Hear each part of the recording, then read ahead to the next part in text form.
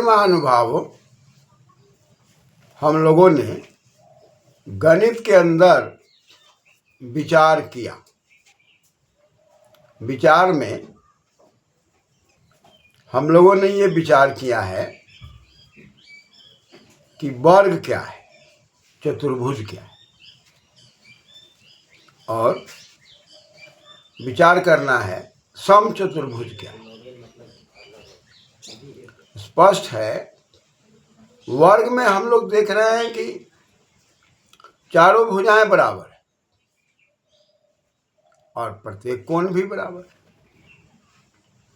चतुर्भुज में हम लोगों ने देखा कि चार भुजाओं से क्षेत्र घिरा हुआ है और चारों भुजाओं की ओर स्थान जो है फैला हुआ है।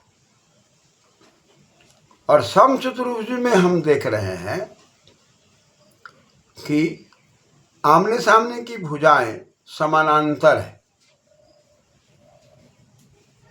और सारी भुजाएं बराबर है। ऐसी परिस्थिति में चतुर्भुज समचतुर्भुज है।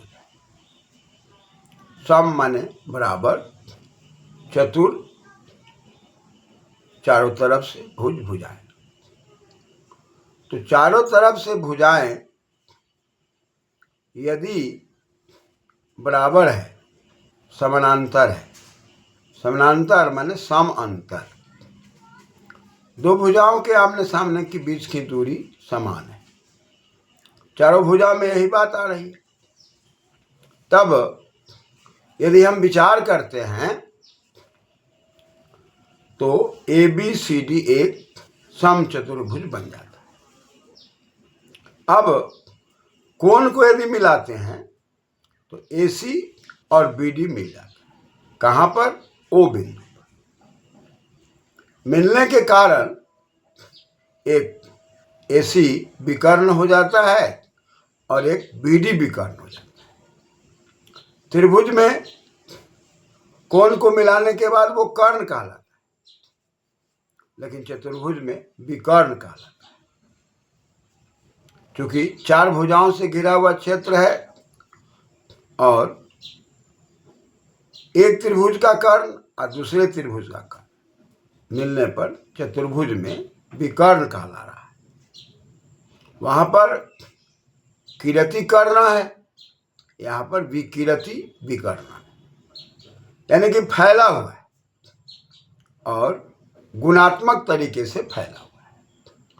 और गुणात्मक तरीके से फैले हुए होने के कारण हम लोग देख रहे हैं कि एक त्रिभुज में 1/2 गुना आधार गुना ऊंचाई की बात कही जा रही है और दूसरे त्रिभुज में भी वही बात कही जा रही है, 1/2 गुना आधार गुना ऊंचाई।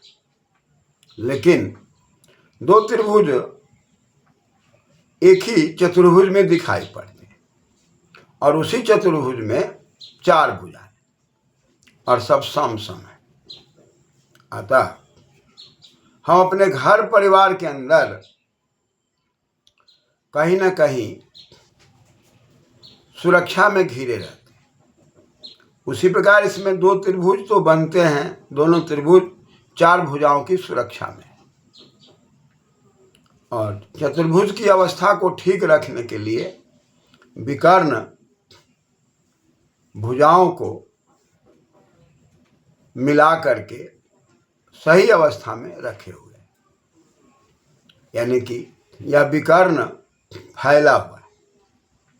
यदि हम इस विकर्ण में AC को आधार मान लें और DO को लंब मान लें, पुनः AC आधार पर OB को लंब मान लें, तो दोनों त्रिभुजों में दो प्रकार की बात दिखाई पड़ती है। एक ADC में 1/2 गुना आधार गुना ऊंचाई की बात दिखाई पड़ती है और दूसरे त्रिभुज ABC में भी 1/2 गुना आधार गुना ऊंचाई, यानी कि हम कह सकते हैं त्रिभुज ADC में 1/2 गुना आधार की जगह पर हम AC लिख दें और ऊंचाई की जगह पर DO लिख दें। 1/2 गुना AC और गुना OD। पुनः दूसरे त्रिभुज में यदि हम ले लें ABC में 1/2 गुना आधार में AC ले लें और ऊंचाई में OB ले लें। चूंकि दो त्रिभुज एक ही चतुर्भुज में दिखाई पड़ते हैं, अतः दोनों को जोड़ दें, और चूंकि दोनों में आधार AC है, अतः उसको यदि हम उभयनिष्ठ मान लें, कॉमन ले लें 1/2 गुना AC, तो होगा क्या कि दोनों ऊंचाई को OD और OB को जोड़ दें तो ये DB के बराबर हो जाता है। पुनः जोड़ने के बाद, कॉमन लेने के बाद 1/2 और गुना AC को कॉमन यदि ले लेते हैं तो बीच में हमारा जोड़ जो DO और OB है वो DB के बराबर हो जाता है। तब एक सूत्र बन जाता है चतुर्भुज का कि चतुर्भुज बराबर कौन चतुर्भुज? समचतुर्भुज। क्या हो जा रहा है? तो 1/2 गुना AC गुना DB, ये दोनों विकर्ण हैं। इसी को हम कहते हैं विकर्णों का गुणनफल, यानी कि समचतुर्भुज का क्षेत्रफल बराबर 1/2 गुना विकर्णों का गुणनफल। अब इस प्रकार के स्वरूप को देखने पर स्पष्ट है कि यह गुणा के सिद्धांत पर आधारित हो रहा है। और गुणा का सिद्धांत क्या है? सिद्धा अंतः सिद्धांत, जो सिद्ध होता है। गुणा का सिद्धांत है कि एक दूसरे पर निर्भर, ये दोनों त्रिभुज एक दूसरे पर निर्भर हैं, परिणाम ये समचतुर्भुज बनाते हैं। और दोनों विकर्ण एक दूसरे पर निर्भर हैं, तभी ये क्षेत्रफल दे सकते हैं। तो जब आपस में एक दूसरे पर निर्भर हो, दूसरे की प्रक्रिया पहली पर और पहले की प्रक्रिया दूसरे पर निर्भर हो, तभी उसमें गुणा संभव है। अतः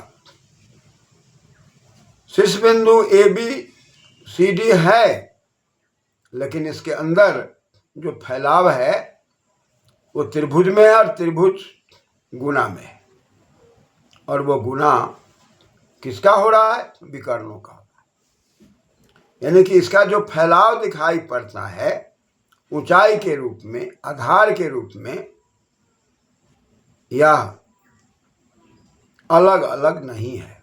दोनों के जुड़ने के बाद ही विकर्णों का गुणनफल दिखाई पड़ता है।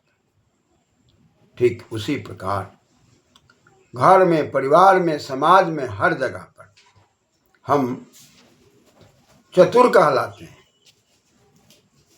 और भुज कहलाते हैं और सम कहलाते हैं। समता हमारी चतुराई में है और चतुराई हमारी भुज में है, और भुज टेढ़ापन के परित्याग में। परिवार में यदि हम टेढ़ापन का परित्याग कर दें और चतुरतापूर्वक परिवार का संचालन करें और सब में समता का ध्यान रखें तो न्याय संगत परिवार चलता है, उसी प्रकार समाज चलता है। अतः इसके अध्ययन से एक तरफ हमको फैलाव में जाना है, एक तरफ हमें विकास में जाना है, तो चतुरतापूर्वक परिवार को संचालित करने की बात कही जा रही है। और टेढ़ापन का परित्याग, न कुटलो भवति भुज, टेढ़ापन का परित्याग और समता मूलक, ये समाज बनाने के लिए समचतुर्भुज का अध्ययन करते हुए कहा गया कि विकर्णों का गुणनफल ही महत्वपूर्ण है और ये गुणनफल एक दूसरे पर आधारित है। उसी प्रकार हम सब अपने परिवार में, समाज में एक दूसरों पर आधारित हैं, और यदि हम आधारित हैं तभी हम कर्ण हैं, तभी हम आधार हैं, तभी हम परिवार की ऊंचाई हैं, तभी हम परिवार के विकास हैं, अन्यथा हमारा विकास अवरुद्ध हो जाता है।